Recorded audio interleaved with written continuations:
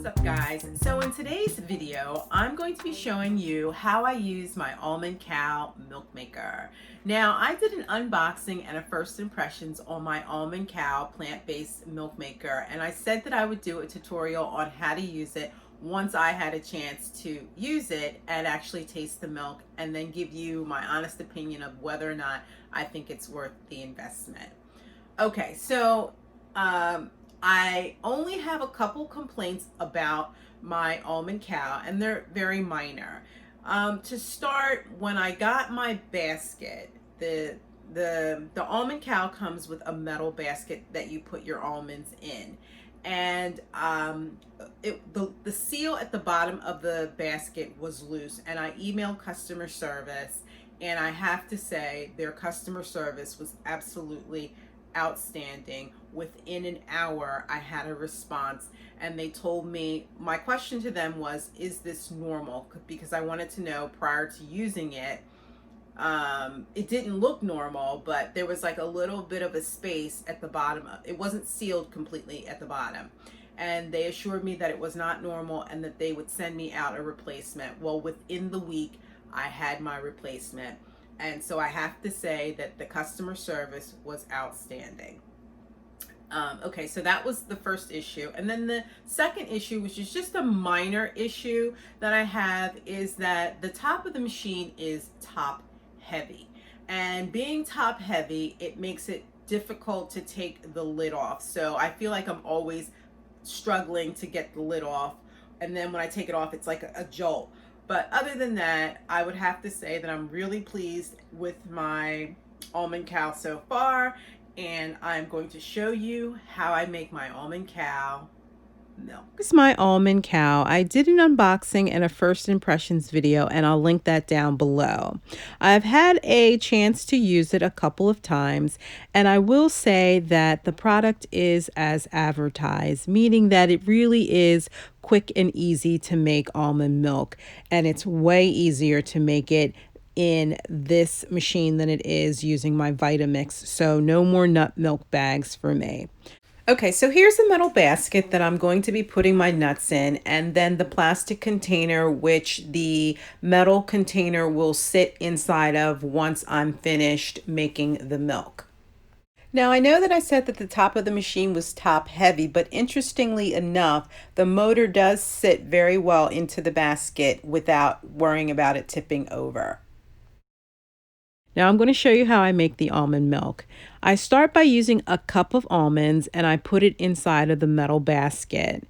Then I take the motor and I attach that to the metal basket and I turn it away from me to lock it into place. So now I'm going to take my filtered water and pour it inside of the main container. Now inside it's marked either minimum or maximum, and they recommend that you pour your water somewhere between the minimum and the maximum, but I found that I like it right at the minimum. Located on top of the machine is the start button. The machine is going to run for 3 consecutive cycles.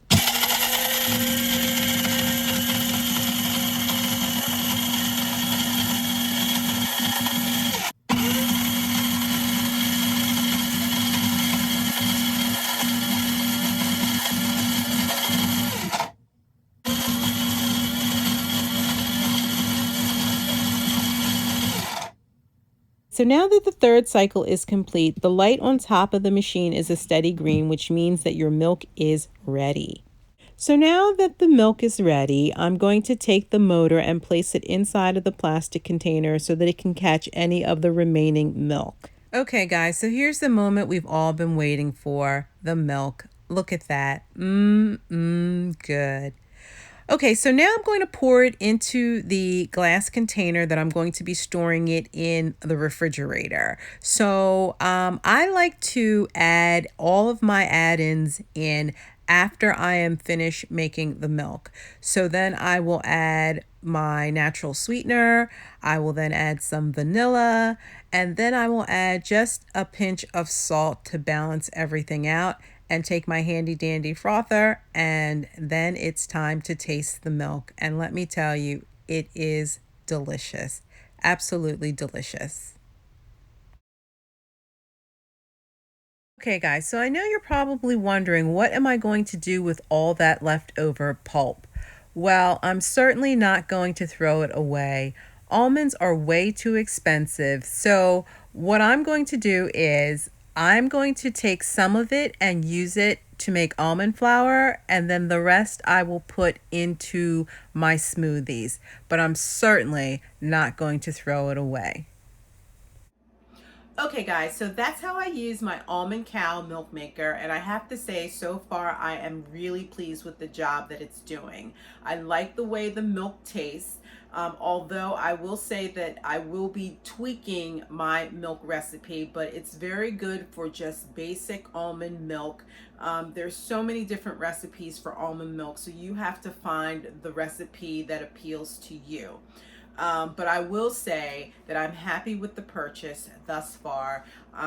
Previously, I was making my plant-based milks in my Vitamix, which did a really good job, but again, the cleanup was labor intensive. I wasn't really a fan of having to use a nut milk bag and squeezing the nuts and then having to clean the nut milk bag and then having to clean the Vitamix. It was just too labor intensive for me. It was like a 15-20 minute job, and literally with the almond cow, cleanup is about 5 minutes and you're about your business. So I am really happy about that aspect, and I will be drinking my plant-based milks more often. Okay, so that's all that I have for you. I hope that you found this video useful. If you did, please don't forget to rate, comment, and subscribe, and I will see you in the next video.